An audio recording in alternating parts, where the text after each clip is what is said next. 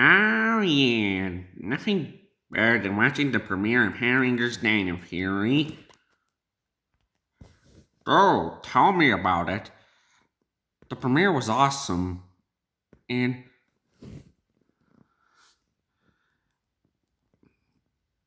the counterparts between Geisorg and Void Knight, I'm going with Geisorg. Unless Void Knight joins.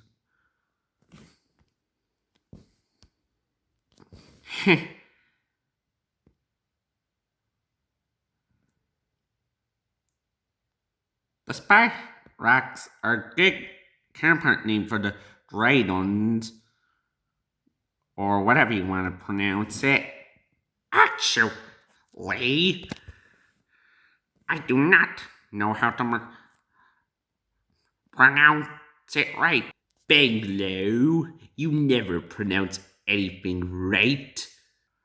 Megan Banglo, you guys from Power Rangers Operation Overdrive? Weren't you villains in that season? Touche, Static and Shadow. We were, but in this universe, we refer to ourselves as the good guys. Heh, and that's really so cool. Oh, we were about to review Captain America the First Avenger. You want to join us? Oh, yes, please. I'll start us off. It begins in the Arctic when some SHIELD agents meet up with the guys from Washington. And they have a suspicion about a weather balloon.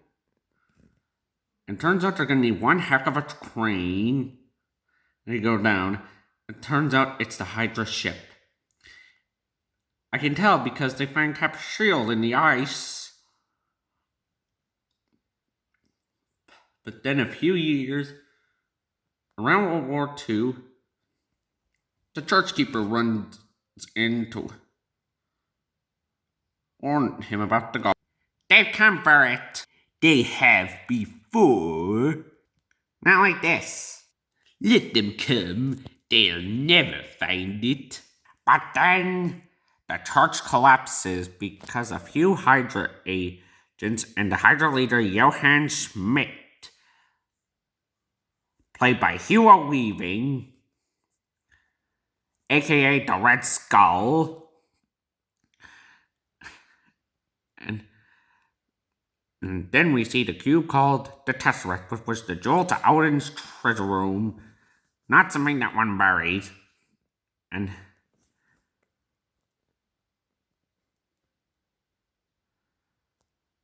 the real Tesseract is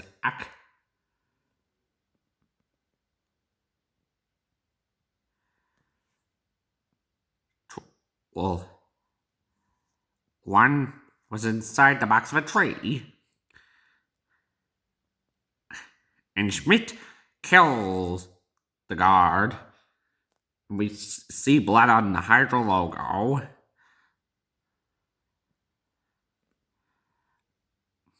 But when Steve Rogers, played by Chris Evans, and Bucky Barnes, Sebastian Stan, were taking a double date.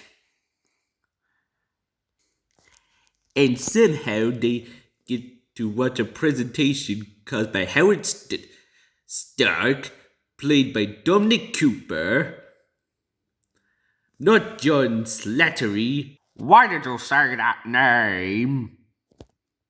Well, at least it wasn't Martha. Why did you say that name?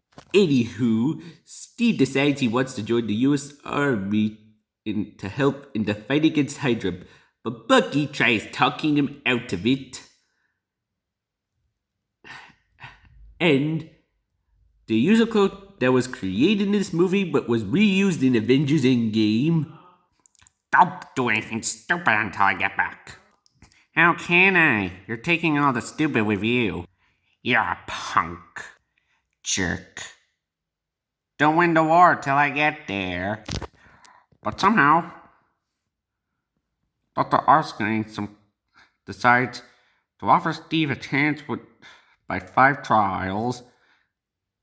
And like the general, like whatever his name is, said in this movies that war are fought with weapons, but they are won by man, and that every army begins with one man, and their goal was to create the best army in history, and that Steve would be the first in a new breed of super soldiers. And that's where they do training in the places where Maria hit. No, I mean, Howard Stark and Peggy Carter found S.H.I.E.L.D., and where Steve Rogers and Natasha Romanoff find out about Zola's algorithm in Captain America the Winter Soldier. Shall we play a game? You know, Sonic, I can do a pretty good impression of Arnim Zola. Oh, can you now, Mig? Accessing archive. Hydra was found on the belief that humanity could not be trusted with its own freedom. What we did not realize is if that you try to take that freedom, they resist. The war others must after our S.H.I.E.L.D. was founded, and I was recruited. The new Hydra grew a beautiful parasite. Humanity needed to surrender freedom willingly. We won, Captain. Your death must amount the same as your life. A zero sum. Excellent impression, Mig.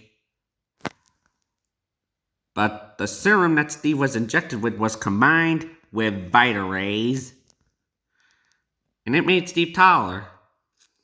But that scene where Bucky fell off the train,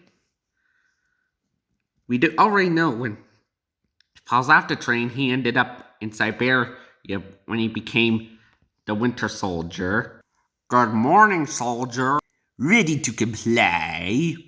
I have a mission for you. Sanction and extract. No witnesses. But in the final battle, on your airship with the Tesseract's power, Cap picks up his shield and goes up against Schmidt and claimed that there are no flags. Then threw his shield, but the Tesseract was creating cosmic energy, and it ended up killing the Red Skull. But there's a ripoff of him in Infinity War and Endgame, and people think that's actually the Red Skull when it's not. Yeah, what is up with those people? Steve wakes up 70 years later, which is 2011, and he was in a recovery room in Manhattan. And that's when he meets Nick Fury. Hey, soldier. Sorry about the little show back there. It'd be best if we break it to you slowly. Break what? You've been asleep, Cap, for almost 70 years. You okay? Yeah, just ate a date. And that's when the movie ends. But that credit scene is actually a trailer for the Avengers.